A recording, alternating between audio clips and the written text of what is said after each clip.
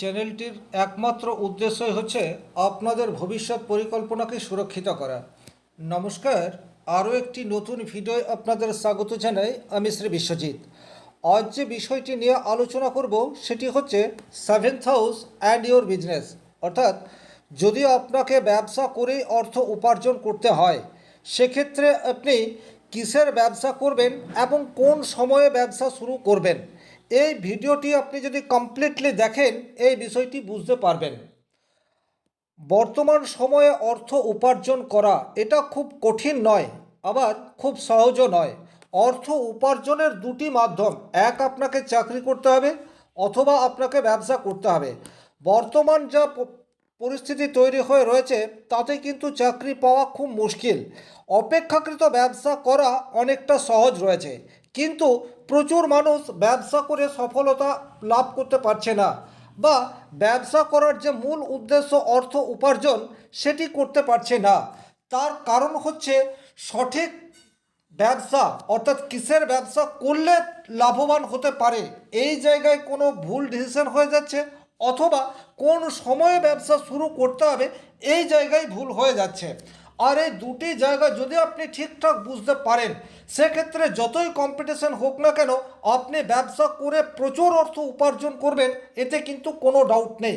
আর এই ভিডিওতে কমপ্লিটলি খুব সহজভাবেই এই বিষয়টি বোঝানোর চেষ্টা করব। তাই আপনি যদি সিরিয়াস হয়ে থাকেন সেক্ষেত্রে ভিডিওটি কমপ্লিটলি দেখবেন। আর কোথাও যদি বুঝতে সমস্যা হয়, স্ক্রিনে নাম্বার যাচ্ছে, আপনি সরাসরি ফোন করতে পারেন বা হোয়াটসঅ্যাপ করতে পারেন, অথবা কমেন্ট বক্সেও লিখে জানাতে পারেন। চলে আসছি মূল আলোচনায়। দেখুন, আগের দিনে আমরা বলেছিলাম বা আগের ভিডিওতে আলোচনা করেছিলাম টাইপ অফ বিজনেস।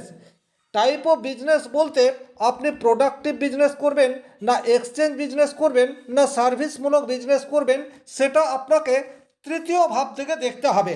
প্রোডাকশন মানে আপনি কোনো কিছু কারখানা তৈরি করবেন কি না, আর এক্সচেঞ্জ বিজনেস মানে হচ্ছে আপনি দোকান খুলে একটা আইটেম নিয়ে সেটা অপর কাস্টমারকে বিক্রি করবেন কি না। আর সার্ভিস মানে হচ্ছে আপনার মধ্যে কোনো একটা স্কিল রয়েছে, সেই স্কিল ডেভেলপ করে আপনি বিজনেস করবেন কি না। তো এটা থার্ড হাউসের বিচার্য বিষয়, আগের ভিডিওটি আপনারা দেখে নিতে পারেন। আজকে বলবো টাইপ অফ বিজনেস, অর্থাৎ কী ধরনের ব্যবসা বা কিসের ব্যবসা আপনি করবেন আর কোন সময়ে করবেন। সবচেয়ে মূল যে কথা, আপনি ব্যবসা কেন করছেন, আপনার জন্মকুণ্ডলিতে ব্যবসার যোগ আছে কি না, এই বিষয়টি খুঁজে দেখতে হবে। এটা কিন্তু অত্যন্ত সহজ বিষয়। আপনারা প্রত্যেকেই জানেন সপ্তম ভাব থেকে ব্যবসা বিচার করা হয়ে থাকে। তাহলে লগ্নের সপ্তম ভাব, যদি আমি তুলা লগ্ন ধরি সেক্ষেত্রে সপ্তম ভাব হবে মেষ রাশির ঘর। যদি আমি মকর লগ্ন ধরি সেক্ষেত্রে সপ্তম ভাব হবে কর্কট রাশির ঘর। যদি আমি মিথুন লগ্ন ধরি সেক্ষেত্রে সপ্তম ভাব হবে ধনু রাশির ঘর। তাহলে সুতরাং আপনাকে সবচেয়ে প্রথমেই আপনার লগ্নের সপ্তম ভাবটি দেখে নিতে হবে। তাহলে সফল ব্যবসায় যোগ বলতে আমরা যেটা বুঝি সেটা হচ্ছে সপ্তম ভাব, এটা তো লাগছে। এবারে ব্যবসা আপনি কেন করবেন, অর্থ উপার্জনের জন্য। তাহলে অর্থ আমরা 2 নম্বর ভাব থেকে দেখব। তাহলে 2 নম্বর ভাব লাগবে। এবারে ব্যবসা করা সেটাও একটা কাজ বা কর্ম, তাহলে 10 নম্বর ভাব সেটাও আপনার লাগবে। এবারে আপনি ব্যবসা করছেন, ব্যবসা করে সাকসেস পাবেন কি পাবেন না, অর্থাৎ সফলতার ভাব, সেটা হচ্ছে একাদশতম ভাব। তাহলে আমরা কি বলতে পারি, 7 নম্বর, 2 নম্বর, 6 নম্বর এবং 11 নম্বর, 10 নম্বর, এই ভাবগুলি সাধারণভাবে ব্যবসা করার জন্য আপনাকে দেখতে হবে। এবারে এই ভাবগুলি যদি ঠিকঠাক রয়েছে সেক্ষেত্রে কিন্তু আপনাকে বিজনেস করেই অর্থ উপার্জন করতে হবে। এবারে এই যে আমি বলছি ঠিকঠাক আছে, এর মানে কি, এর মানে হচ্ছে এই ভাবগুলি আপনার বলবান হয়ে রয়েছে। আপনি দেখছেন আপনার জন্মকুণ্ডলিতে অধিকাংশ গ্রহ হয় দ্বিতীয় ভাবে রয়েছে, না হয় সপ্তম ভাবে রয়েছে, বা দশম ভাবে রয়েছে, বা একাদশ ভাবে রয়েছে।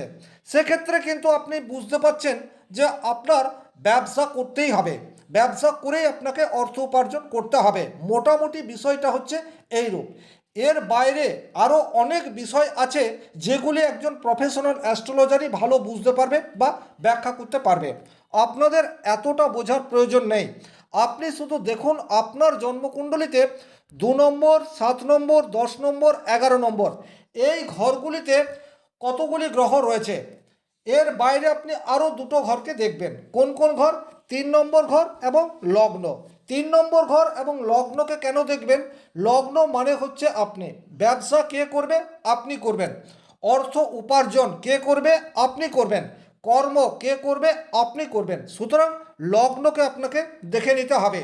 তার বাইরে 3 নম্বর ঘরকে কেন দেখবেন? এখান থেকে পরিশ্রমের প্রয়োজন, চেষ্টা, এটা বিচার করা হয়। তাহলে ব্যবসা করতে হলে আপনাকে একটা কনসিস্টেন্সি মেনটেন করে চলতে হবে, ডিসিপ্লিন মেনটেন করে চলতে হবে। আর এই ডিসিপ্লিন এটা লগ্ন থেকে দেখতে হবে, আর পরিশ্রম এটা তৃতীয় ভাব থেকে দেখতে হবে। তাহলে এতগুলি কানেকশন আপনাকে দেখে নিতে হবে। এবার আপনার মাথায় অনেক কোশ্চেন চলে আসছে, এতগুলো বিষয় আপনি কিভাবে খুব সহজে বুঝতে পারবেন। দেখুন, অতটাও বোঝা কঠিন নয়। আপনাকে যদি ব্যবসা করে অর্থ উপার্জন করতে হয়, সেক্ষেত্রে কিন্তু ব্যবসা শুরু করার আগেই আপনাকে এই বিষয়গুলি দেখতেই হবে। সেক্ষেত্রে ব্যবসা করে আপনি সফলতা লাভ করতে পারেন। তাহলে মোটের উপর আপনি কি দেখছেন? লগ্ন বা যে ঘরটায় লগ্ন পড়েছে সেখানে কোনো গ্রহ রয়েছে।